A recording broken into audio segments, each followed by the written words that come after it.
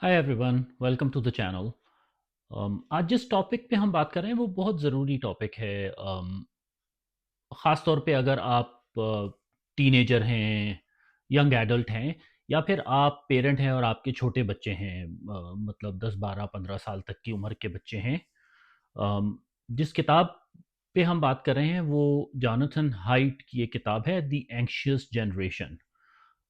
सो इस किताब में हाइट ने बढ़ते हुए जो मेंटल हेल्थ के इश्यूज़ हैं बच्चों में, उसको डिस्कस किया है। अम, और उसने बताया है कि ये ज़्यादातर, नॉट फुली बट ज़्यादातर ये जो सोशल मीडिया और स्मार्टफ़ोन का बढ़ता हुआ यूज़ है आजकल, ये उसकी वजह से है। तो उसने उसको ब्रेक डाउन किया है, उसने डिफरेंट रीज़न्स बताए हैं उसके। और उसने ये भी बताया कि हमें एज़ अ पेरेंट या फिर यंग एडल्ट क्या करना चाहिए अपनी रूटीन में, ताकि हम उस मेंटल हेल्थ की जो बढ़ती हुई प्रॉब्लम है उस पे काबू पा सकें। इसने एक कॉन्सेप्ट इंट्रोड्यूस कराया है, the great rewiring of childhood. तो ये पूरी किताब जो है ये उसके ऊपर उसने डिवाइस की है इस किताब का लेसन। तो इसमें से मैंने 5 टेकअवेज़ जो हैं वो पिक किए हैं, जिन जिन पे हम बात करेंगे 5 टॉपिक्स के बारे में। तो मेरे साथ रहिएगा।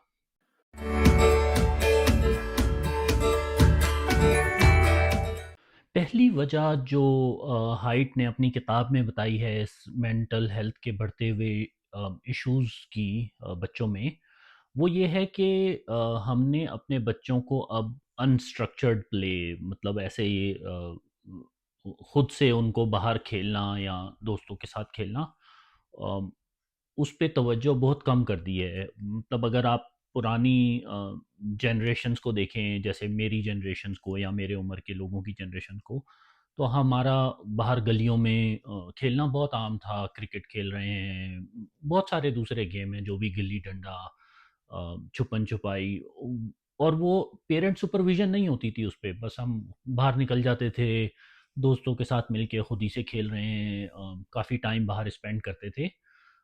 लेकिन अगर आप आज के दौर में देखें तो वो एक तो बाहर खेलना वैसे ही कम हो गया है, और अगर होता भी है तो वो बहुत स्ट्रक्चर्ड होता है। मतलब आप किसी जिम में जा रहे हैं, किसी इंडोर एक्टिविटी में, जो जो पेरेंट या एडल्ट सुपरवाइज्ड होता है, वो कर रहे हैं। और ज़्यादातर लोग और ज़्यादातर बच्चे वैसे भी अपना टाइम जो है वो सोशल मीडिया पे, स्मार्टफ़ोन पे, ऑनलाइन गेम्स इन पे स्पेंड कर रहे हैं। तो जो आउटडोर एक्टिविटी है वो कम होती जा रही है, और इस तरह से ये जो ऑनलाइन गेमिंग है वो बढ़ती जा रही है। तो उसकी जो है वो तीन बड़े उसके इम्पैक्ट होते हैं बच्चों की परवरिश में। पहला तो ये कि उनकी इमोशनल रेजिलियंस जो है वो बढ़ती है इस तरह से, अनस्ट्रक्चर्ड प्ले करने में, या मतलब बगैर सुपरविजन के बाहर खेलने में। वो नई नई सिचुएशंस फेस करते हैं और उनका डर ख़त्म होता है। वो मोर रेजिलिएंट बनते हैं, वो इमोशनली स्ट्रांग होते हैं, बहुत सारी डिफरेंट सिचुएशंस को खुद से हैंडल करने के लिए। दूसरी चीज़ ये कि उनके सोशल स्किल्स बढ़ते हैं, मतलब वो दोस्तों के साथ इंटरैक्ट करते हैं, डिफरेंट सिचुएशंस को खुद से हैंडल करते हैं, नई दोस्तियाँ बनाते हैं, लड़ाई झगड़े करते हैं, सब कुछ। और उससे उनकी सोशल स्किल्स जो हैं वो डेवलप होते हैं। और तीसरी जो सबसे बड़ी इसके बेनिफिट्स हैं वो ये कि इनकी क्रिएटिविटी इंक्रीज़ होती है। मतलब वो बहुत सारी ऐसी सिचुएशंस में जाते हैं, खुद से या मतलब खेलते हुए दोस्तों के साथ, जो कि नई होती हैं उनके लिए। और उन नई सिचुएशंस को किस तरह से हैंडल करना है, उन नई सिचुएशन से किस तरह से उन्होंने निपटना है, वो खुद से सीखते हैं, नए-नए तरीके सीखते हैं। और उससे उनकी क्रिएटिविटी डेवलप होती है। तो ये मतलब 3 की बेनिफिट्स हैं अनस्ट्रक्चर्ड प्ले के, जो मतलब अब बच्चों में कम होता जा रहा है। तो हम अब इसको किस तरह से वापस बच्चों की ज़िंदगी में ला सकते हैं, वो ये कि एक तो आप इनकरेज करें आउटडोर खेलना, अनसुपरवाइज्ड। अगर मतलब सेफ एनवायरनमेंट है, आपकी बिल्डिंग का कंपाउंड है, या कोई भी जगह है ऐसी जो जो बच्चों के लिए सेफ है, तो आप उनको जाने दें, उनको खेलने दें दोस्तों के साथ। आपको ज़रूरत नहीं है हर वक़्त उनको सुपरवाइज़ करने की, तो एनकरेज करें जितना पॉसिबल हो सकता है, ऐसा करें। बात सिचुएशंस में ऐसा नहीं होता तो उसकी दूसरी सूरत-ए-हाल ये है कि आप थोड़े से जैसे स्ट्रक्चर्ड ऐसे कम्युनिटी इवेंट ऑर्गेनाइज कराएं। वो इस तरह से हो सकता है कि मतलब आपके गली मोहल्ले में इतनी अपॉर्चुनिटी नहीं है इस तरह से बाहर खेलने की, तो पेरेंट्स मिल के कोई एक जगह ले लें, पार्क या फिर कम्युनिटी सेंटर कोई ऐसा, वहाँ पे उनको खेलने दें। उनके लिए मतलब ऐसी अपॉर्चुनिटीज़ क्रिएट करें कि वो खुद से बच्चे बच्चों के साथ इंटरैक्ट करें, खुद से खेलें, मतलब अपने अपनी तरीके से इनोवेट करें गेम्स को जिस तरह से भी, और इनकरेज करें उनको इस तरह की सोशल एक्टिविटीज़ और बाहर खेलने की हैबिट को। और तीसरा ये कि उनका स्क्रीन टाइम जो है वो लिमिट करें, उसमें टाइम रिस्ट्रिक्शंस लगाएं, उस पे एज रिस्ट्रिक्शंस लगाएं, उसकी ब्लैकआउट पीरियड सेट करें कि भाई रात को 9 बजे के बाद नहीं यूज़ करना, या फिर खाना खाते हुए टेबल के ऊपर मीडिया नहीं मतलब जो भी ब्लैकआउट टाइम्स हैं आप वो उनके लिए डिसाइड करें। उससे ये होगा कि उनकी ध्यान जो है वो दूसरी एक्टिविटीज़ की तरफ ज़्यादा जाएगा, जो कि आउटडोर एक्टिविटीज़ भी हो सकती हैं या कुछ भी एक्टिविटीज़ जिसके अंदर उनकी फिज़िकल इन्वॉल्वमेंट ज़्यादा हो। दूसरी बड़ी वजह जो हाइट ने इस किताब में बताई है बच्चों में बढ़ती हुई मेंटल हेल्थ की, वो है सोशल मीडिया और इलेक्ट्रॉनिक्स का ज़्यादा इस्तेमाल। मतलब ये सारी चीज़ें इंटरलिंक्ड हैं, हमने पहले वाले पॉइंट में भी ये बात की। दूसरे में इन पर्टिकुलर वो बात करता है कि किस तरह से सोशल मीडिया का ज़्यादा यूज़ और इलेक्ट्रॉनिक्स का ज़्यादा यूज़ ये मेंटल हेल्थ इंक्रीज़ कर रहा है या क्रिएट कर रहा है। तो उसकी भी 3 जो है वो बड़े रीज़न हम आइडेंटिफ़ाई कर सकते हैं। एक तो ये है कि सोशल आइसोलेशन बच्चों में बढ़ती है। जिस तरह से बाहर खेल रहे हैं, तो वो अम, इंटरैक्शन दोस्तों का ज़्यादा होता है। वो एक तरह से सोशल स्किल्स सीखते हैं, हैंडल करना एक-दूसरे को। सोशल मीडिया में वैसा नहीं है, बिकॉज़ आप एक प्रोटेक्टेड एनवायरनमेंट में हैं या अनप्रोटेक्टेड एनवायरनमेंट में हैं, लेकिन आप डायरेक्टली फेस नहीं कर रहे। तो ठीक है, आपके ऑनलाइन फ्रेंड्स होंगे, जो भी होंगे, आप उनसे कम्युनिकेट कर रहे हैं, लेकिन वो it's not same as communicating with them in person. तो उससे क्या होता है कि उस टाइम तक तो बच्चे शायद इन्वॉल्व रहते हैं, ठीक रहते हैं जब वो सोशल मीडिया पे हैं या जब वो ऑनलाइन गेम खेल रहे हैं। लेकिन ऑन देयर ओन टाइम वो एक आइसोलेशन फ़ील करते हैं। वो उसकी अम, जो कनेक्शंस होते हैं, जो फिज़िकल कनेक्शंस होते हैं, वो लॉन्ग लास्टिंग होते हैं ना, उसका इम्पैक्ट लॉन्ग लास्टिंग होता है। जो इस तरह से सोशल कनेक्शन है वो सिचुएशनल होते हैं, वो उस एक्टिविटी पे बेस करते हैं और उसके बाद वो ख़त्म हो जाते हैं। तो बच्चे जो हैं वो एक आइसोलेशन फ़ील करते हैं। वो ये समझते हैं कि मतलब उनके पास रियल फ्रेंड्स नहीं हैं। तो ये एक उसका काफ़ी बड़ा इम्पैक्ट है। दूसरा इम्पैक्ट उसका ये है जो कि साइंस ने भी प्रूव किया है, वो ये कि इंक्रीज़ स्मार्टफ़ोन या सोशल मीडिया यूज़ से बच्चों की जो सोने की रूटीन है वो डिस्टर्ब होती है। वो एक तरह से लैक ऑफ स्लीप होती है, या फिर जो इवन जो उनकी नींद होती है वो इतनी डीप नहीं होती, इतनी मतलब पावरफुल स्लीप नहीं होती, वो रेस्ट सही से नहीं कर पाते, बिकॉज़ उनका ज़हन जो है वो इन्वॉल्व रहता है वो सोशल लाइफ में, और उसका इम्पैक्ट जो है वो कैरी करते हैं वो अपनी नींद में भी। तो उसकी इस वजह से वो उनकी एंग्जाइटी बढ़ती है, उनकी डिप्रेशन बढ़ती है, नींद भी पूरी नहीं होती। सो ये एक उसका बहुत बड़ा साइड इफ़ेक्ट है। और तीसरा जो है वो ये है कि बच्चे बहुत ज़्यादा एक्सपोज़ होते हैं, ख़ास तौर पे छोटे बच्चे साइबर बुलिंग बुलिंग में। और तीसरा इसका जो इम्पैक्ट है ख़ास तौर पे छोटे बच्चों में, वो ये कि बिकॉज़ वो ऑनलाइन एनवायरनमेंट में हैं, वो साइबर बुलिंग का शिकार होते हैं। मतलब ऑनलाइन हरासमेंट है, बच्चों को मतलब थोड़ा फ़ियर भी होता है। तंग करते हैं, तो वो एक तरह से एक डिफरेंट टाइप ऑफ स्ट्रेस में वो मुब्तला होते हैं। तो ये भी एक ऐसी चीज़ है जो पेरेंट्स को जिसके जिसके बारे में फ़िक्र करनी चाहिए, क्योंकि ये ऑनलाइन वर्ल्ड पे आप अपने बच्चों को एक्सपोज़ कर रहे हैं, तो उसका एक ये साइड इम्पैक्ट भी है। तो अगेन इसका हल यही है कि एक तो आप उनकी जो सोशल मीडिया यूज़ है उसको मॉनिटर करें और उसको एज रिस्ट्रिक्ट करें। जो भी ऐप्स वो यूज़ कर रहे हैं वो उनकी एज के हिसाब से अप्रोप्रिएट हों, जो वो गेम्स खेल रहे हैं वो उनके एज के हिसाब से अप्रोप्रिएट हों। टाइम लिमिटेशन वो करें, तो मतलब ये है कि वो सोशल एक्टिविटी थोड़ी सी लिमिट करें, मॉनिटर करें। उनको इनकरेज करें ऑफलाइन एक्टिविटीज़, रियल लाइफ दोस्त बनाने में। वो पार्ट जो है वो ज़्यादा इनकरेज करें ताकि वो सोशल मीडिया से थोड़ा दूर रहें और इस इस किस्म की एक्टिविटीज़ में वो ज़्यादा इन्वॉल्व हों। तीसरी चीज़ ये कर सकते हैं कि उनको सोशल लिटरेसी दें, उनको अवेयरनेस दें, उनको बताएं कि भई ये चीज़ें के क्या नुकसानात हैं, क्या फ़ायदे हैं, क्या हो सकता है, ताकि वो थोड़ा-सा अवेयर हों और जो भी वो एक्टिविटीज़ कर रहे हैं ऑनलाइन स्मार्टफ़ोन पे, उस पे उसको वो कॉन्शियसली करें। तीसरी बड़ी वजह जो है वो इस मेंटल हेल्थ की बच्चों में, वो एक ऐसी वजह है जो हम अक्सर रियलाइज़ नहीं करते। हम समझ रहे होते हैं एज़ अ पेरेंट कि हम ये बच्चों के लिए बेहतर कर रहे हैं, लेकिन वो असल में काउंटर प्रोडक्टिव होता है। वो है ओवर प्रोटेक्टिव पेरेंटिंग। तो हम ये करते हैं कि हम बच्चों की सेफ्टी के लिए बहुत ज़्यादा प्रोटेक्टिव होते हैं। वो मतलब उनको बहुत ज़्यादा मॉनिटर कर रहे हैं, उनको बहुत ज़्यादा इंस्ट्रक्ट कर रहे हैं कि ये करो, ये नहीं करो, ऐसे करो, ऐसे नहीं करो। ख़ास तौर पे वो बच्चे जो जो ग्रोइंग एज में होते हैं, जो टीन एज में जा रहे होते हैं, उनको ये चीज़ें बहुत बॉदर करती हैं। अगर आप बहुत ज़्यादा ओवर प्रोटेक्टिव हों तो उनकी डेवलपमेंट इससे हिंडर होती है और मेंटली और साइकोलॉजिकली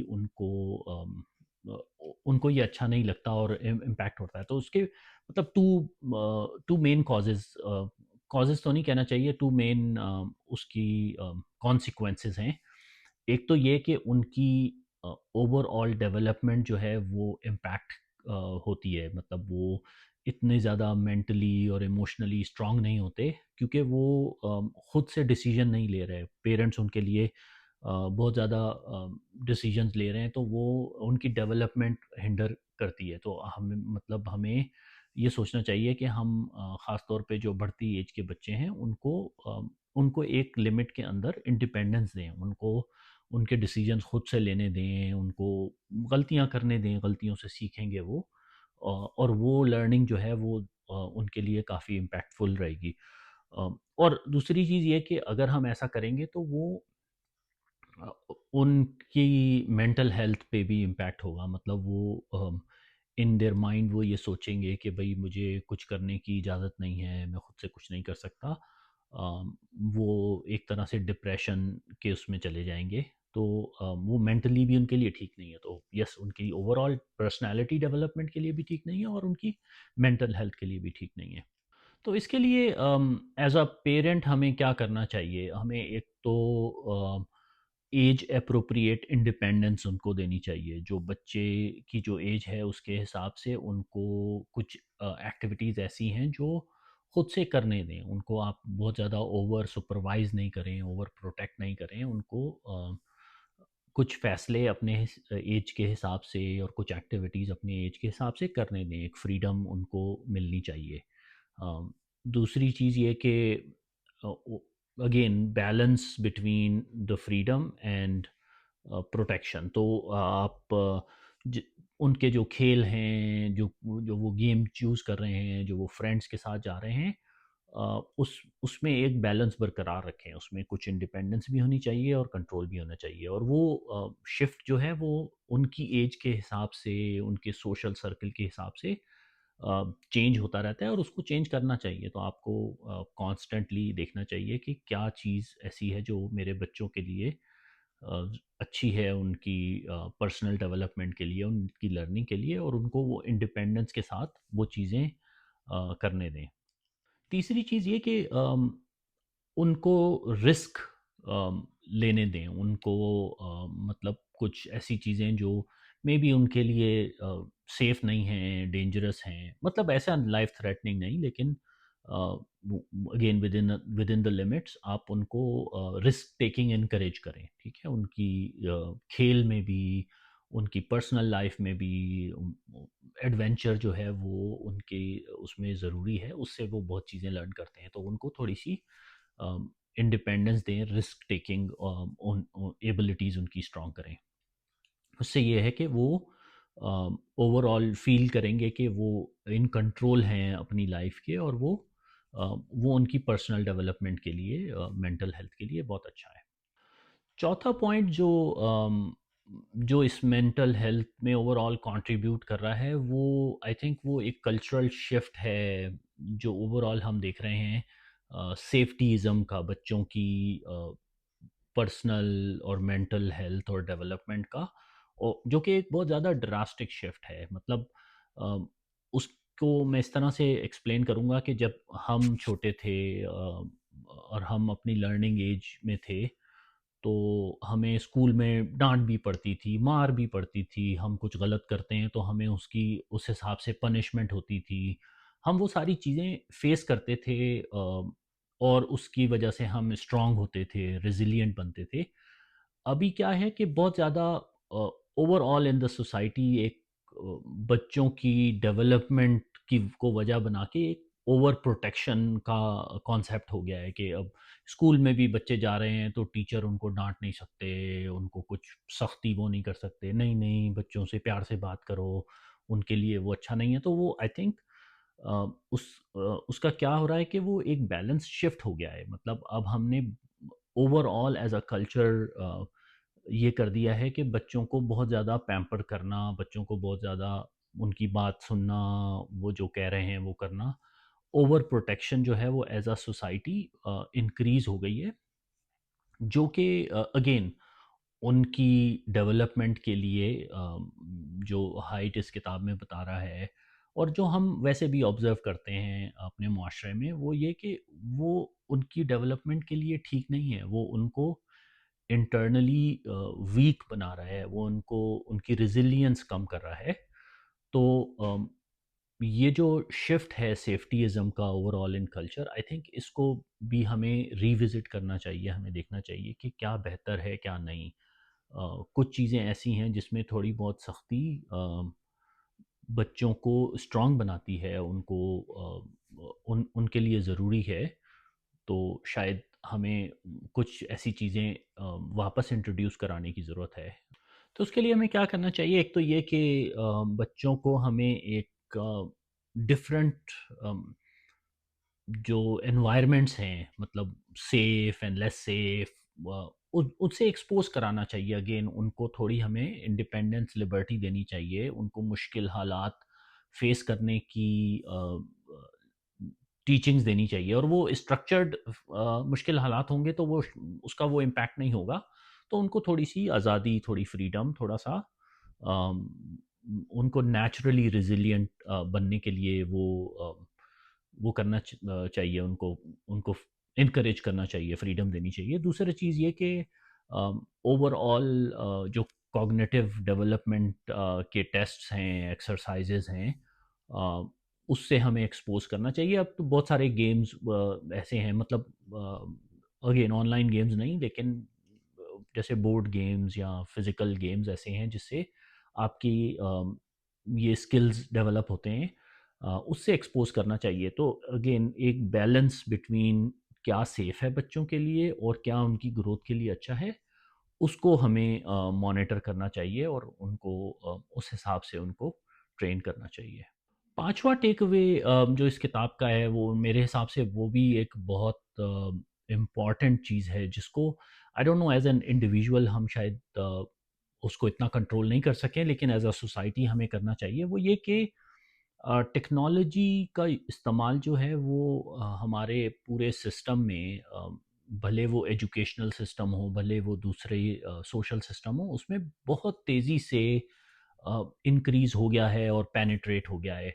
तो इवन अब बच्चों की लर्निंग के लिए भी ऑनलाइन प्लेटफॉर्म्स हैं, ऐप्स हैं, जो टीचर्स भी, स्कूल्स भी, पेरेंट्स भी इनकरेज करते हैं। वो अच्छा लैंग्वेज सीखनी है, इस ऐप में चले जाओ। अपने ऑनलाइन असाइनमेंट के लिए ये गूगल क्लासरूम यूज़ कर रहे हैं। मतलब टेक्नोलॉजी का यूज़ ओवरऑल इतना इंटीग्रेट हो गया है कि अब वो बच्चे उसको अपनी पढ़ाई का हिस्सा समझते हैं, जो कि है भी, वो बन भी गया है। लेकिन वो इतनी तेज़ी से बढ़ रहा है कि वो बच्चों की जो बढ़ती ही हुई एज है, उस उनके लिए वो बैलेंस करना मुश्किल है। मतलब वो अगर स्कूल में उन्हीं ऑनलाइन प्लेटफॉर्म्स को यूज़ करके पढ़ रहे हैं, तो वो अपनी पर्सनल टाइम में भी उसको इस्तेमाल करना फिर ठीक समझते हैं। तो पहले जैसे हमारे उसमें लिखने की आदत होती थी, हमें कुछ असाइनमेंट मिलता था, वो हम लिखते थे। अब वो बच्चे टाइप कर रहे हैं ऑनलाइन, वो मतलब एआई के ज़रिए सर्च करके अपने असाइनमेंट्स कंप्लीट कर रहे हैं, प्लेटफॉर्म्स पे रिलाई कर रहे हैं। तो इवन पढ़ाई के लिए भी हमें हमें उनको उन ऑनलाइन सिस्टम्स या प्लेटफॉर्म से आइसोलेट करना मुश्किल हो गया है।